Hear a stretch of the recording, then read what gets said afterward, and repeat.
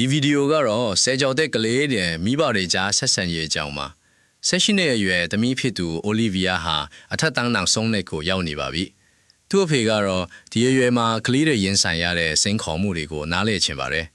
မိဘတွေအနေနဲ့ဆယ်ကျော်တဲ့ကလေးတွေရဲ့ရှိုးဝတ်တဲ့ခံစားချက်တွေကိုဘယ်လိုနားလည်နိုင်မလဲအိုလီဗီယာနဲ့သူ့တငယ်ချင်းတွေဟာကောလိပ်ဝင်ခွင့်ဖိအားတွေကြောင့်စိတ်ဖိစီးနေကြရပါတယ်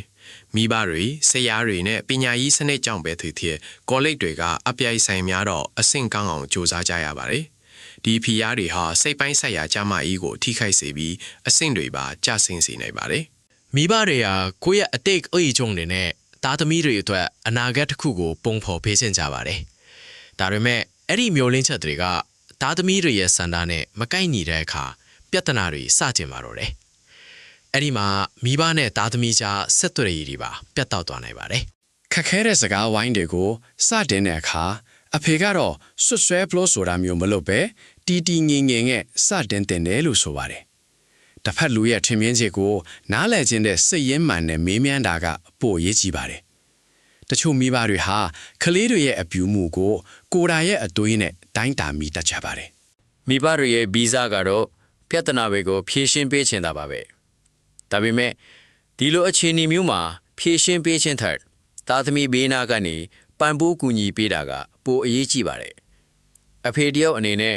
ပြဿနာတွေကိုပြင်ဆင်ဖြေရှင်းပေးဖို့အမြဲတမ်းလုပ်နေကြဖြစ်လို့ဒီလိုမျိုးနေရာပေးပြီးနားထောင်ပေးပါဆိုတာက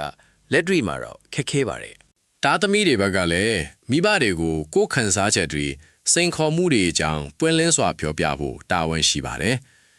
မိဘတွေကဘာဖြစ်တာလဲလို့မေးရင်ဘာမှမဖြစ်ပါဘူးလို့ပြောတာဟာအခြေအနေကိုပိုဆိုးစေပါတယ်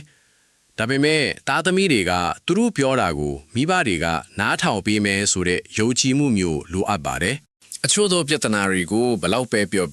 နှစ်ဦးနှစ်ဖက်သဘောမတူပဲကြံခဲ့နိုင်ပါတယ်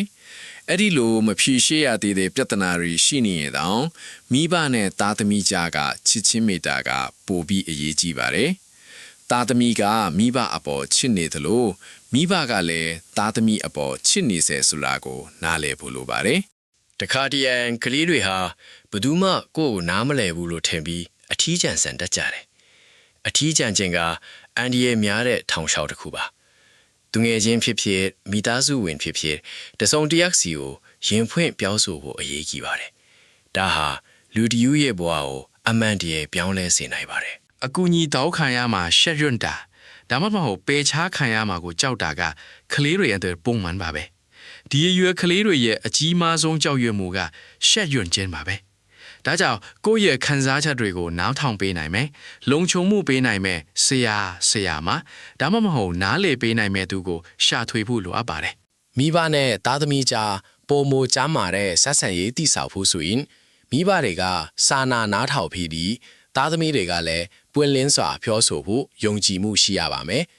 ဆက်ဆံရေးဆိုတာနားလည်မှုနဲ့ယုံကြည်မှုတွေနဲ့တိဆောက်ထားတာပါဒီလိုအသိပညာတွေကမိသားစုဆက်ဆံရေးကိုပုံမခိုင်မာစေဖို့အထောက်အကူဖြစ်ပါလိမ့်မယ်